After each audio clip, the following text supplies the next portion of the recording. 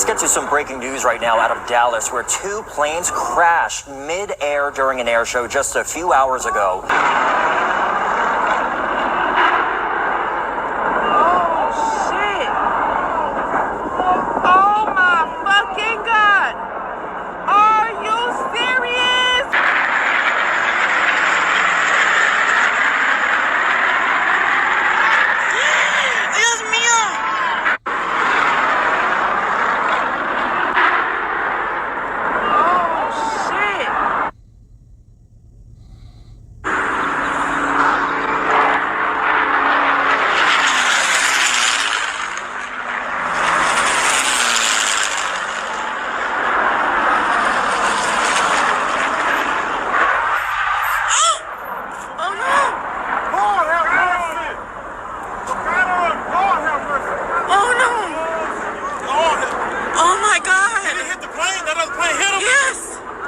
Hey guys, this is a really difficult situation to watch and an easy one to push blame in.